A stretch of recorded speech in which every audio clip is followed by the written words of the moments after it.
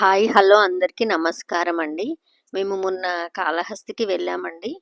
అంటే ఒకేసారి మేము 5 పంచభూతలింగ క్షేత్రాలను దర్శనం చేసుకోవాలనే సంకల్పంతో హైదరాబాద్ నుండి బయలుదేరి మొదటగా కాళహస్తికి వెళ్ళామండి. కాళహస్తిలో వాయులింగ రూపంలో పంచభూతలింగాలలో ఒకటైన వాయులింగ రూపంలో ఉంటాడు కాబట్టి శ్రీకాళహస్తీశ్వరుడు దర్శనం చేసుకున్నామండి.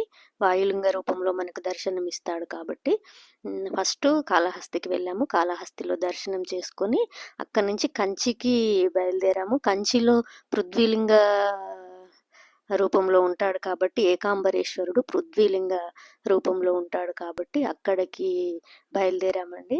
కాళహస్తికి వెళ్ళినప్పుడు రద్దీ మామూలుగా ఉంది, అంటే వర్షం పడుతుందండి.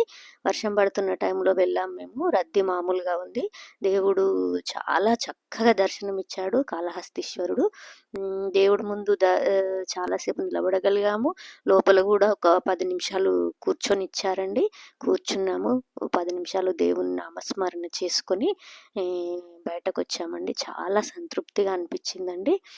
ఫస్ట్ వాయులింగ రూపంలో ఉన్న కాళహస్తీశ్వరుని దర్శనం చేసుకొని అక్కడి నుంచి కంచికి వెళ్ళాము. అంటే ఇది రామేశ్వరము పెట్టుకున్న టూర్లో భాగంగానే ఈ 5 పంచభూతలింగ క్షేత్రాలను కూడా కవర్ చేయాలి అనుకున్నాము.